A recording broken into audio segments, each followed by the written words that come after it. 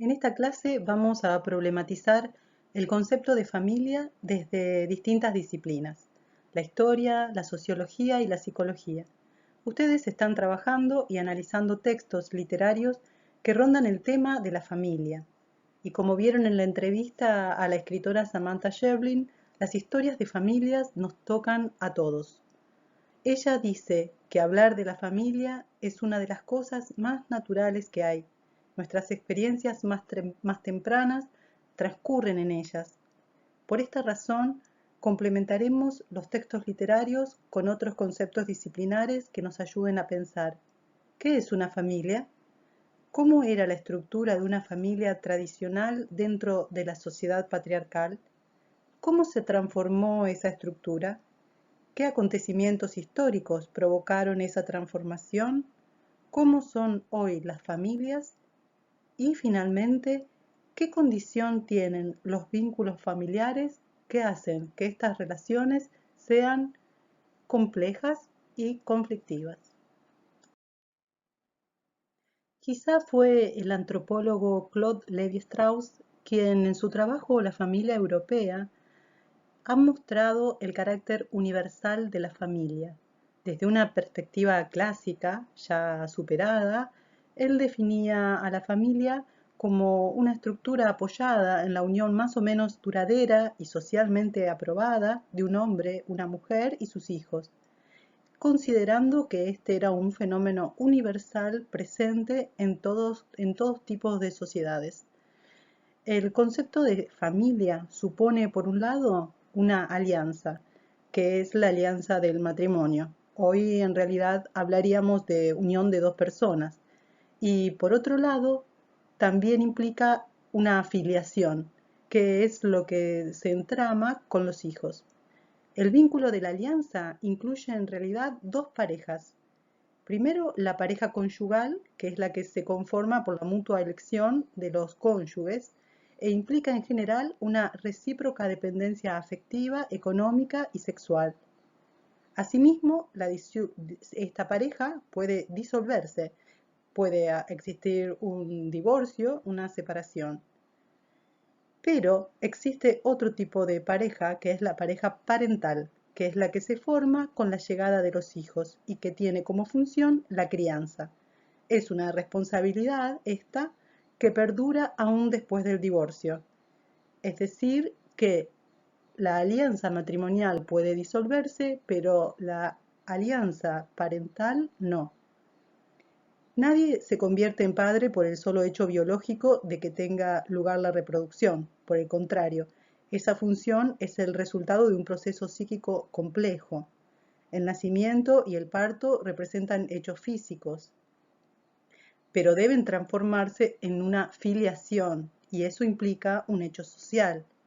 A diferencia del engendramiento físico que se hace de un niño o niña, estas funciones, la de padre y madre, se desarrollan a largo plazo, transmitiéndole al enfant, al niño, no solo la dimensión del tiempo, sino también otorgándole su identidad. El parentesco es el sistema por el cual se atribuye unos hijos a unos padres y unos padres a unos hijos.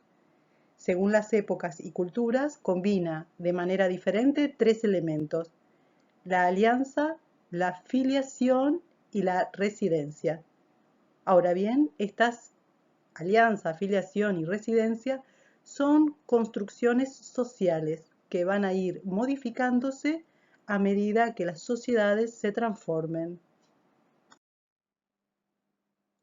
Tal como se la conoce en Occidente, la familia conyugal nuclear, esta que está estructurada por padre, madre, hijos, el orden sucesorio incluye también a los ascendientes para el caso de la inexistencia de los descendientes, ha sido la culminación de un largo proceso evolutivo histórico que comenzó en la Edad Media, se desarrolló entre los siglos XVI y XVIII y culminó perfeccionada en el modelo burgués del Código Civil francés llamado Código Bonaparte.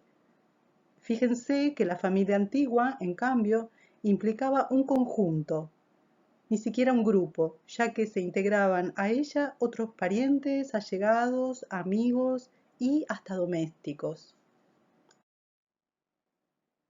La historiadora y psicoanalista Elizabeth Rubinesco distingue tres periodos en la evolución familiar. El primero lo denomina el de la familia tradicional. Su función esencial será la de asegurar la transmisión del patrimonio. Así, los matrimonios se celebraban de acuerdo con los intereses de las respectivas familias. Era un mundo que estaba sometido a la voluntad del monarca, cuyo poder se consideraba divino. Así, el pater familias, el padre de la familia, estaba investido con la misma autoridad monolítica, única, que transmutaba la del soberano.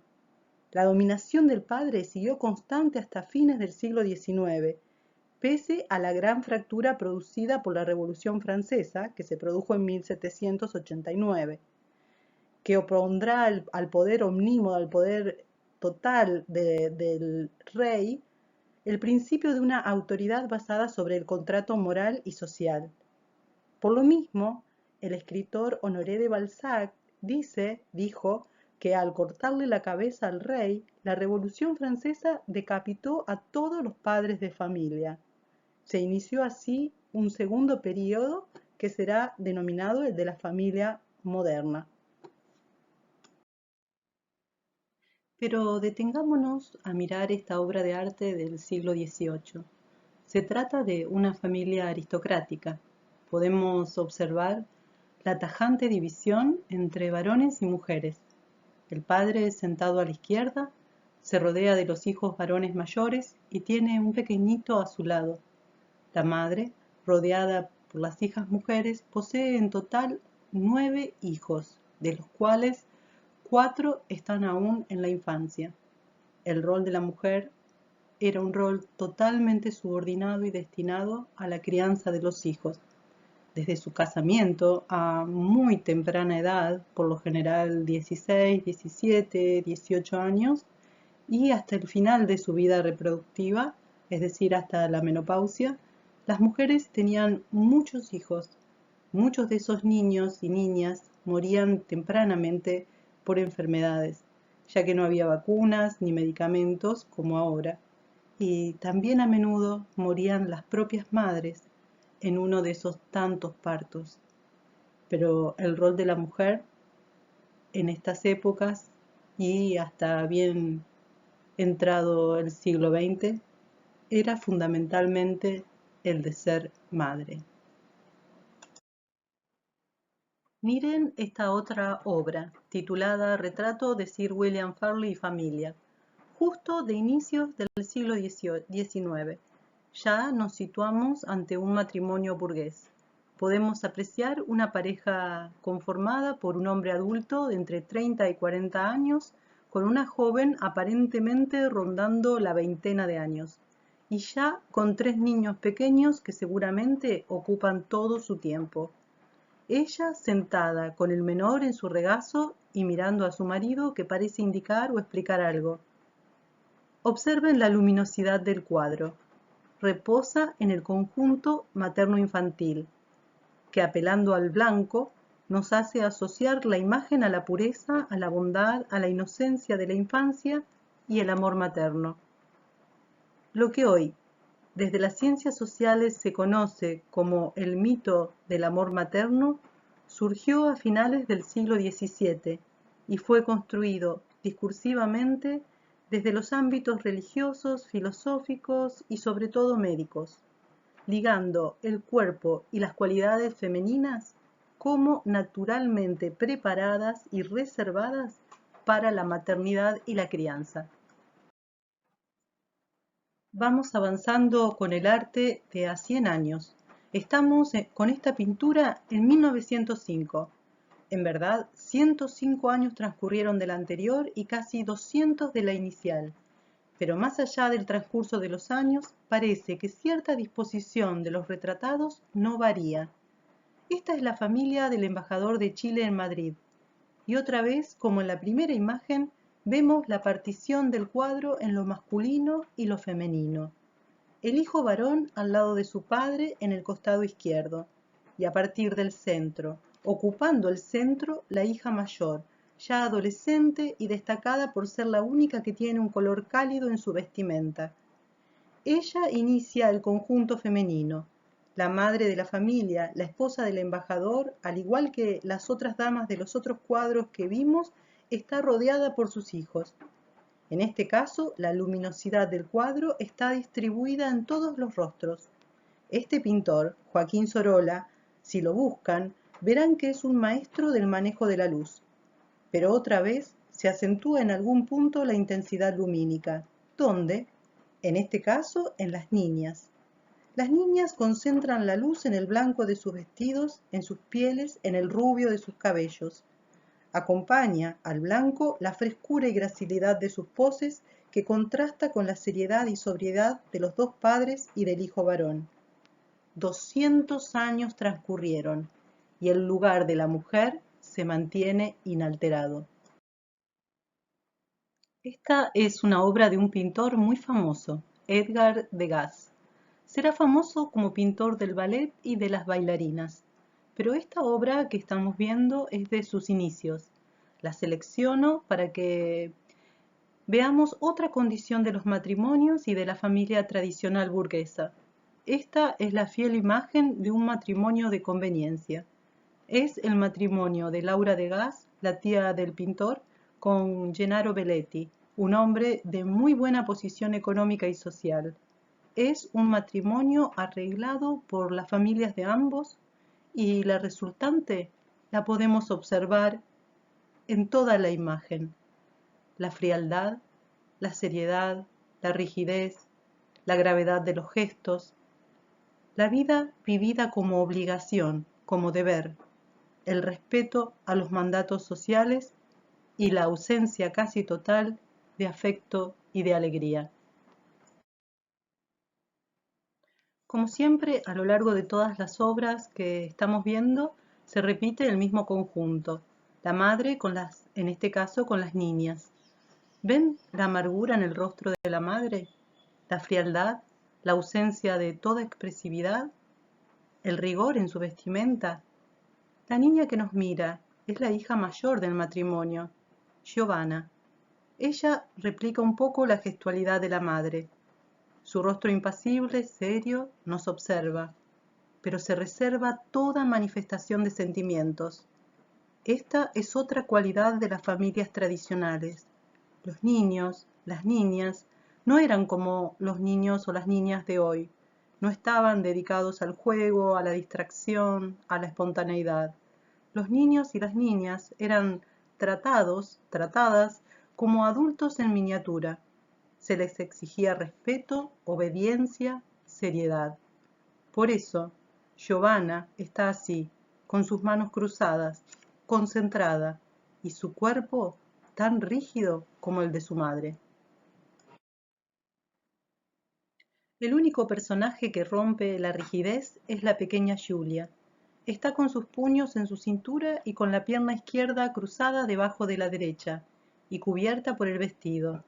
Esta sí es una pose más distendida, más relajada, algo más propio de un niño, de una niña.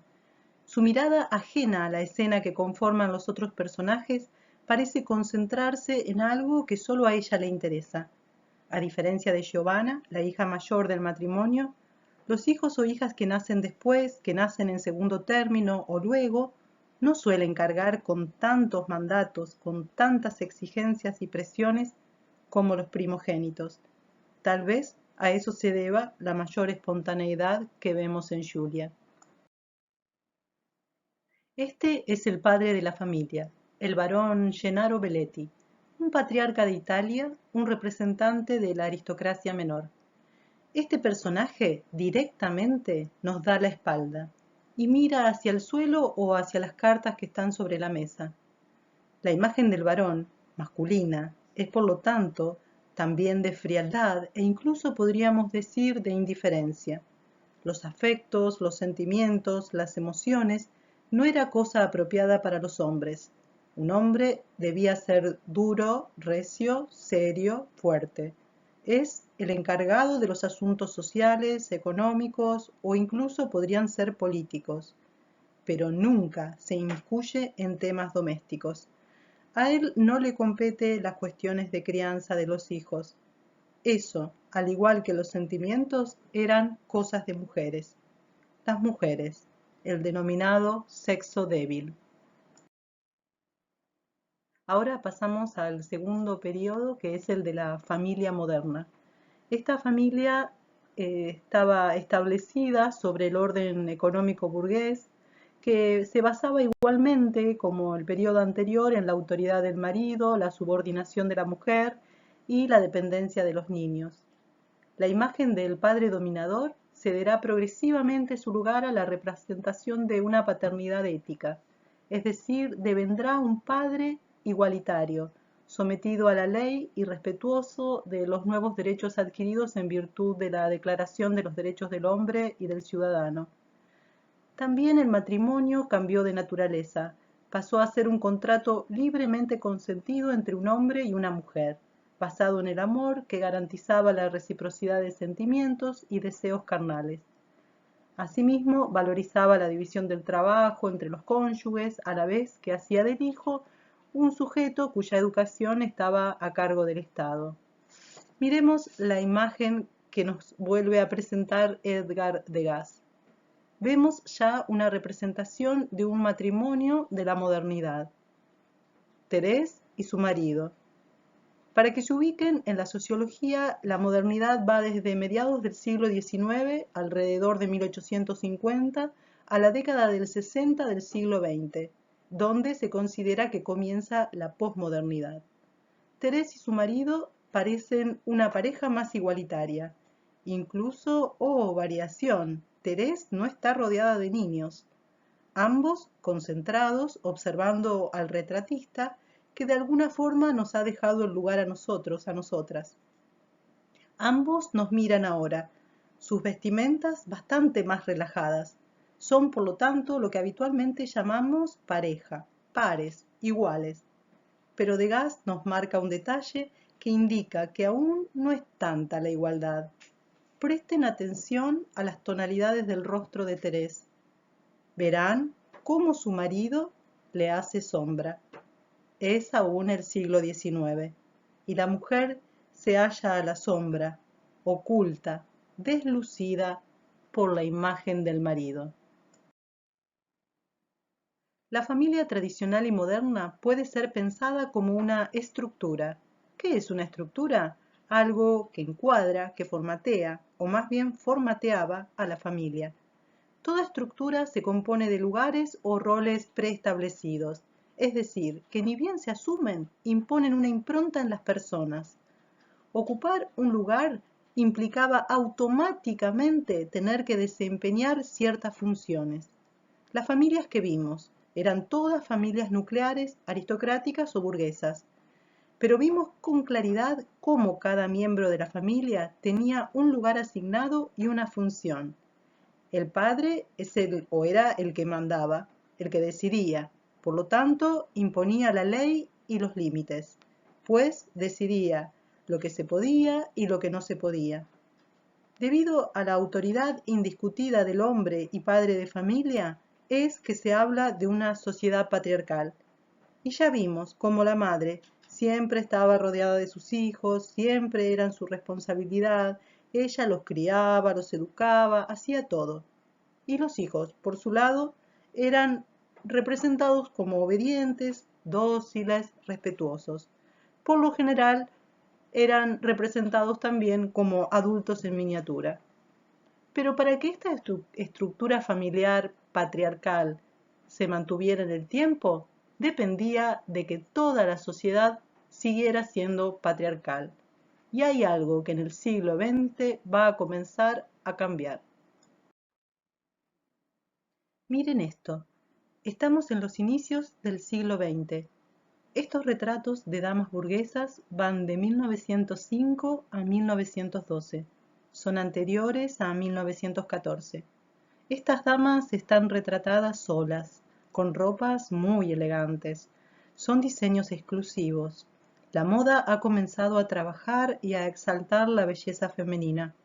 Ahora las mujeres de las clases acomodadas de las principales capitales europeas comienzan a ostentar otras cualidades muy alejadas de las representaciones maternales. Estamos viendo lo que se denominó Belle Époque, la Bella Época, que transcurrió entre 1870, al final de la Guerra Franco-Prusiana, y 1914, el inicio de la Primera Gran Guerra. Las mujeres cobran un protagonismo diferente. Miren las poses altivas, seductoras, sugerentes, ostentando su elegancia, su importancia. Están todas resplandecientes. Ya nadie las opaca, nadie las ensombrece. En 1914 esta época dorada llegará a su fin, con la irrupción de la Primera Guerra Mundial. Estas mujeres ya no podrán darse esos lujos, pero otras mujeres, las mujeres del proletariado, de la clase obrera, cobrarán protagonismos y comenzarán a socavar la base de la sociedad patriarcal. Como vimos recién, las mujeres burguesas empezaron ya antes de la Primera Guerra Mundial a mostrar una actitud más liberal, pero será esta gran guerra la que impulsará la entrada de las mujeres al mundo laboral. Mientras los hombres estaban en el frente y las trincheras, ellas ocuparon sus puestos de trabajo y continuaron además con el trabajo doméstico y de crianza. Escuchen este relato. Hace unos 100 años, una mujer de Saint-Denis, en Francia, en Londres, Inglaterra o en Petrogrado, Rusia, despertaba al amanecer, sus hijitos estaban dormidos y ella se preparaba para su primer turno en una fábrica de municiones cercana. Su esposo luchaba en la Primera Guerra Mundial y la había dejado para que ella pusiera a prueba los límites de su capacidad física, ya que ella proveía alimentos, refugio, calidez para su familia. Y a veces se enfrentaba a grandes peligros físicos en su trabajo, como por ejemplo permanecer colgada para colocar una poderosa carga de explosivos en el proyectil que otra mujer había fabricado. Al terminar la jornada, iba a buscar comida y a menudo hacía fila durante horas para conseguir artículos básicos muy escasos durante la guerra, y también combustible para encender la estufa y así poder cocinar. Cuando llegaba a su hogar, bañaba a los niños, los acostaba, limpiaba e incluso le escribía una carta a su esposo procurando dejar las preocupaciones fuera. Luego dormía unas horas, se levantaba al otro día y hacía todo una vez más. ¿Puede decirse que este sea el sexo débil? El debilitamiento del patriarcado va a modificar la estructura de la familia nuclear burguesa, y ese debilitamiento se cifró fundamentalmente en el cambio del lugar de la mujer en la sociedad. El sociólogo español Manuel Castells señala algunas razones de la transformación del patriarcado. Primero, la transformación del mercado laboral que se inició, como vimos, en la Primera Guerra Mundial. Sumado a esto, se daba la apertura, el acceso a mayores oportunidades educativas de las mujeres. En nuestro país, por ejemplo, en la década del 60, las mujeres alcanzaron la matrícula masculina en educación superior hasta superarla. Un factor fundamental en el cambio del rol de la mujer fue la creación de la píldora anticonceptiva y el dispositivo intrauterino. Esto las liberó del embarazo no elegido a lo largo de todo su tiempo reproductivo. Y finalmente, Castell suma el desarrollo del movimiento feminista, que será recién en los años 60. Los movimientos femeninos tomarán clara conciencia de la opresión económica, jurídica, sexual y psicológica que padecía la mujer. Surgieron primero en los Estados Unidos y se propagaron rápidamente por el mundo occidental. Después de un largo periodo de mutismo, las mujeres tomaban finalmente la palabra para dar a luz sus deseos, que habían permanecido ocultos por siglos, y para señalar al mismo tiempo la opresión sexista que era causa de la desigualdad. A raíz de esta transformación en el rol de la mujer, se instaura a partir de la década del 60 del siglo XX una nueva dinámica en los matrimonios.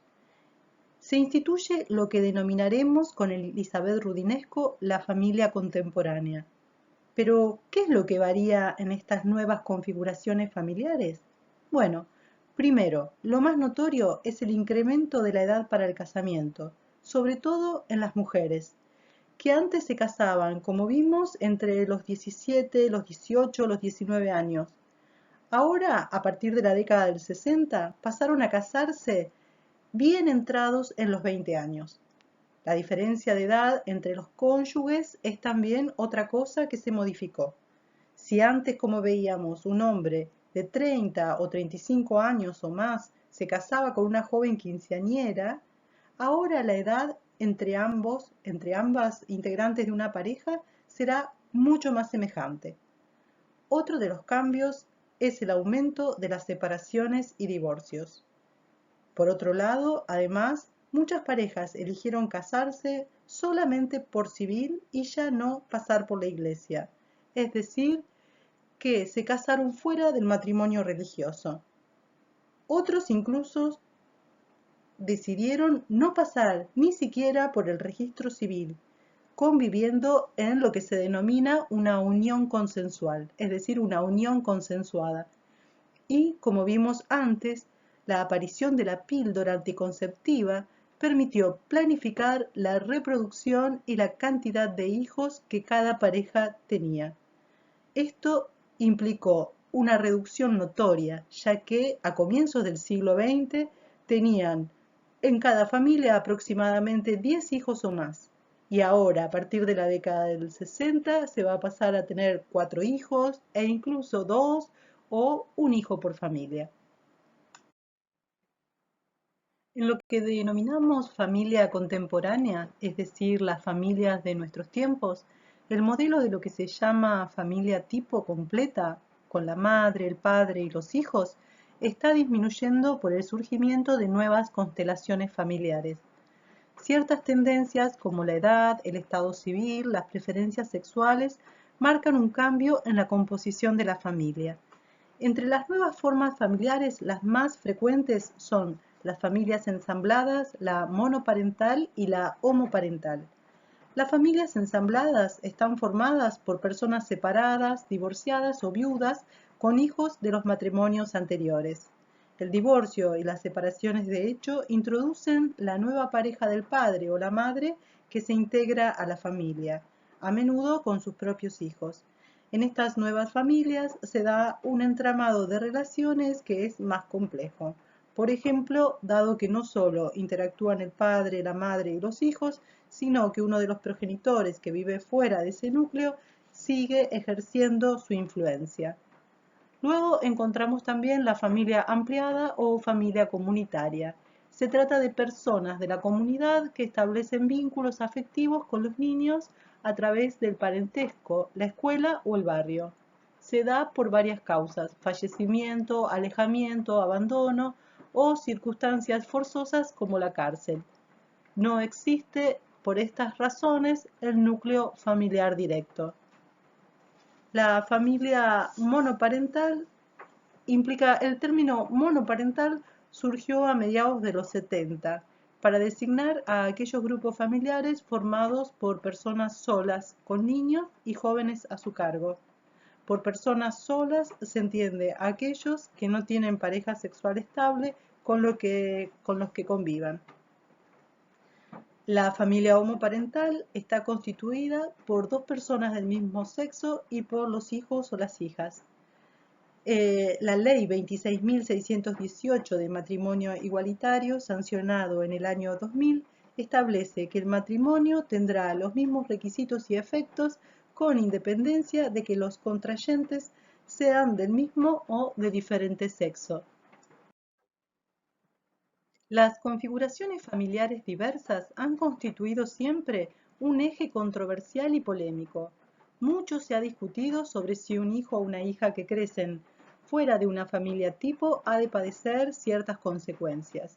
Pero lo que tenemos que saber es que en verdad no importa el tipo de familia que se configure, porque sea del tipo que fuere, la familia cumple siempre las mismas funciones. Para las personas adultas, La función que cumple es satisfacer la necesidad de vínculos íntimos. Para los niños, recibir la imprescindible cuota de amor y cuidados.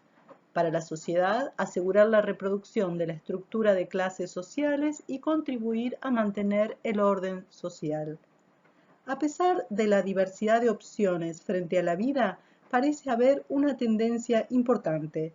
Las personas valoran las familias, puesto que cada uno de nosotros mantiene una relación de filiación con progenitores, con antecesores, e igualmente puede fundar una nueva familia, una convivencia con una pareja. La familia parece estar ahí como núcleo íntimo y alternativo frente a un mundo lleno de competencia, de riesgos, de individualismo. Y los niños y los jóvenes necesitan básicamente un lugar seguro en la sucesión generacional, ser hijo o nieto de alguien, tener asignado un lugar en la serie de filiación es vital, es importante para la construcción de identidades firmes. Les dije que tomaríamos aportes de la historia y la sociología, también de la psicología. Esta última nos brinda una comprensión de la complejidad y la conflictividad de los vínculos familiares. Esta imagen de la familia del pintor Monet, creada por su amigo Manet, nos muestra una escena apacible donde el niño se recuesta en el regazo de la madre y el padre parece realizar una actividad de jardinería. Pero no todo es apacible en el seno de una familia. También hay discusiones, sentimientos negativos, situaciones dolorosas, rupturas. Los vínculos familiares, como los vínculos humanos en general, son siempre altamente complejos y conflictivos. Los vínculos que se establecen entre un sujeto y su entorno familiar son siempre complejos y conflictivos. ¿Por qué? Porque en ellos se involucran mecanismos inconscientes, es decir, que se juegan en los vínculos, pero que son desconocidos para el propio sujeto y su entorno. Todo vínculo implica además una corriente afectiva entre dos o más seres humanos. Ahora bien, la complejidad y conflictividad que imprimen los mecanismos inconscientes lleva a que todo vínculo sea ambivalente. ¿Qué es esto? Que los afectos que se involucran sean no solo de amor, sino también agresivos, de enojo, de contrariedad, de resentimiento. Si las relaciones familiares son ambivalentes, es decir, involucran un componente afectivo de cariño, aprecio, apego, pero también de enojo, reproches, rencor, esto va a provocar interferencias, desajustes a su vez en la comunicación. El ser humano es un ser hablante y usa el lenguaje como medio de comunicación. Es un ser de lenguaje y discurso, y en la relación con el otro interpreta sus palabras. La interpretación del mensaje del otro depende de la relación afectiva entre los seres humanos. La decodificación, la lectura de lo que otro dice está siempre atravesada por los vínculos de amor-odio entre ellos. Pensemos un poco. El malentendido es inherente a la comunicación humana. Esto no es un accidente, sino algo estructural. Siempre hay como una traducción que hace el que escucha. Y esa traducción está teñida, tamizada por el afecto que lo envuelve hacia el que habla. Cuando se está enojado con alguien, se escucha lo que el otro dice con desconfianza, con actitud crítica, y si no, con abierta actitud despectiva. Cuando en cambio se lo admira a ese otro, se lo ama, su palabra es tomada como verdad reveladora, se la escucha con confianza y su decir es aceptado incluso si muestra contradicciones, baches. El traductor lo acomoda para oír lo que desea oír. Pero ¿por qué existe ambivalencia y malentendido en los vínculos familiares? ¿Por qué son tan habituales? Porque existen mecanismos psíquicos inconscientes que son los que movilizan lo vincular. Algunos de estos mecanismos son idealización e identificación. Vamos a ver en qué consisten. La idealización es un mecanismo, una operación mental mediante la que se atribuyen determinadas características a una persona dada. También pueden ser situaciones u objetos que son idealizados. Cuando se idealiza a cierta persona, ésta presenta a los ojos del sujeto que idealiza características fantásticas, admirables. Pero la idealización puede depender más de la mirada de quien aprecia que de las características reales del ser admirado. Según Sigmund Freud, el padre del psicoanálisis, ese proceso de otorgar determinados valores a alguien permite establecer un lazo, una ligazón o ligamen, que sirve para mantenerse juntos. Ese lazo depende de lo que cada uno coloca al otro. Luego, siempre habrá una distancia entre el ideal y lo real. Cuando las expectativas se frustran, lo que emerge es rabia, malestar y mucha queja. La queja se dirige en verdad contra la persona que se había supuesto que era, es decir, contra la ilusión que carga el ideal. Los vínculos familiares están impregnados de procesos de idealización y consecuentemente de frustración. Una madre idealiza a su bebé, deposita en él todas sus expectativas, deseos, ilusiones, pero a medida que ese hijo o hija crecen, van construyendo sus propios deseos, que muchas veces desdicen o contrarían la expectativa materna.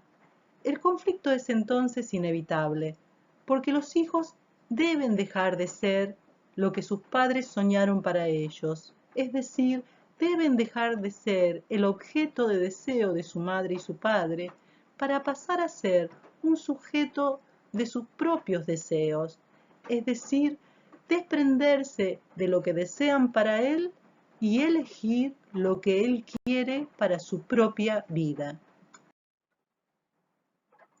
La identificación es otro de los mecanismos inconscientes que se juegan en los vínculos, especialmente en los familiares. La identificación implica que ciertos aspectos de un otro queden formando parte del modo de ser de un sujeto. Algo que gusta de una persona lleva a otra a hacerse semejante en eso.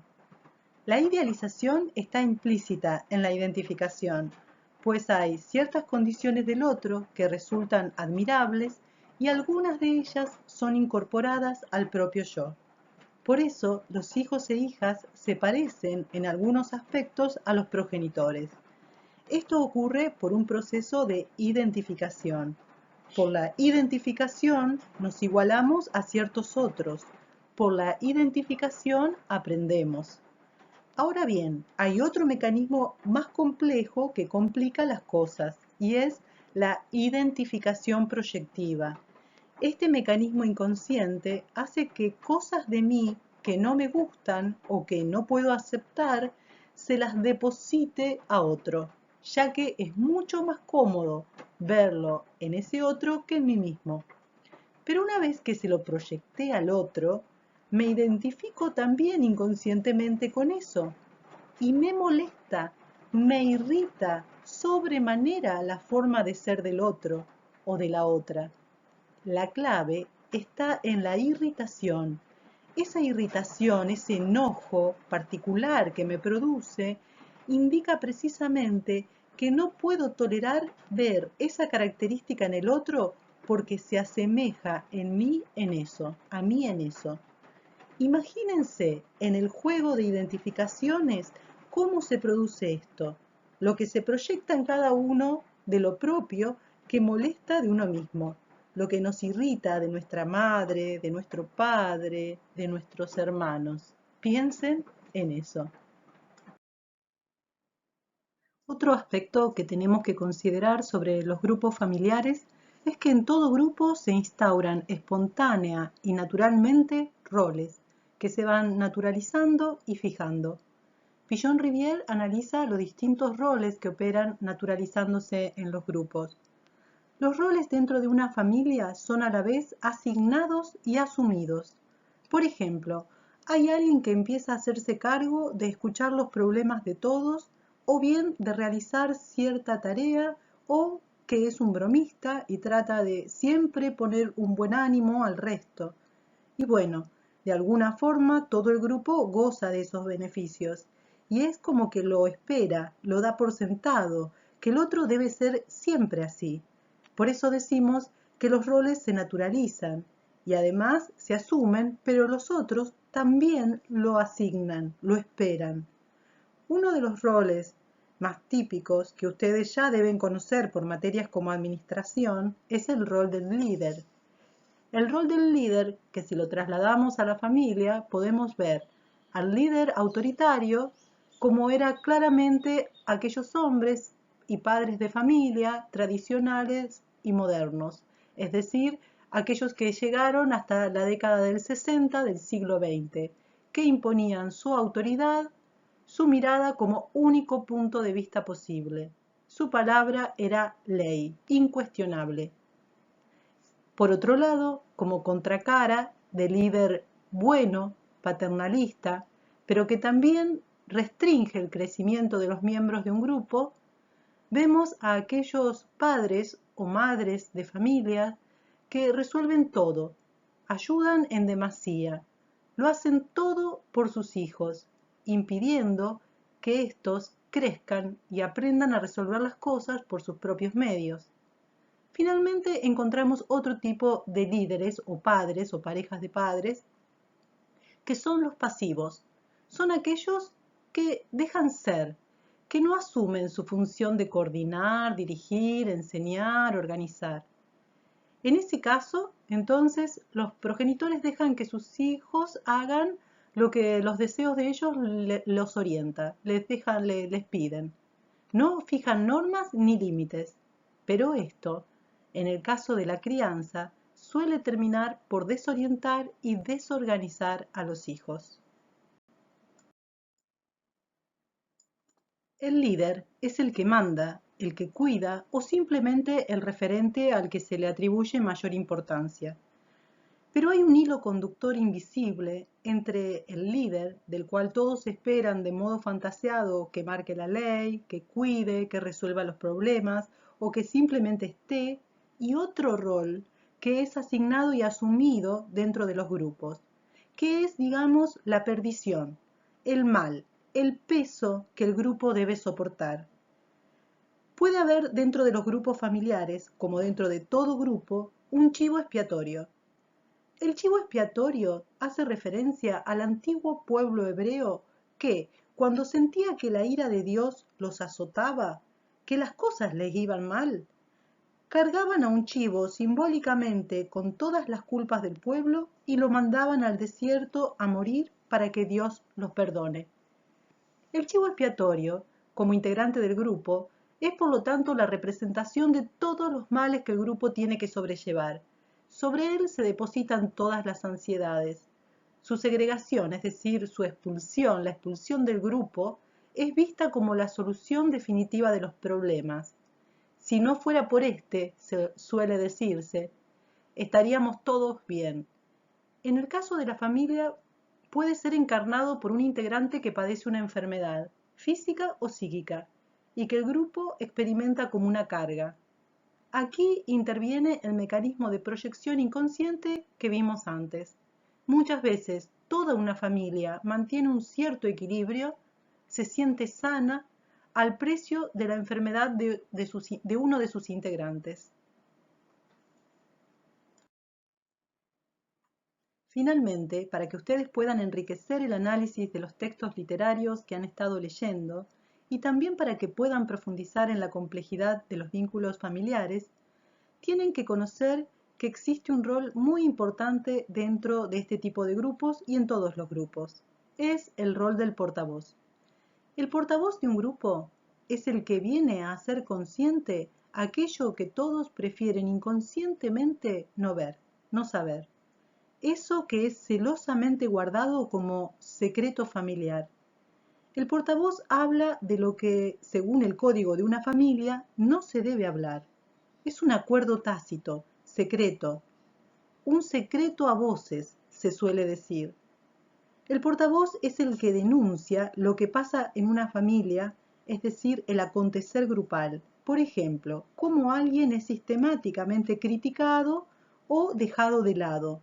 Hace entonces explícito o explícitas las fantasías que hacen hacer a los miembros de una familia aquello que hacen. Por ejemplo, la agresión. Pone en palabras las ansiedades, los temores, los deseos ocultos que los integrantes de un grupo se guardan mutuamente. Para Pillon-Rivière, el portavoz es un rol en el cual el sujeto no habla solamente por sí, sino por todos los integrantes de un grupo.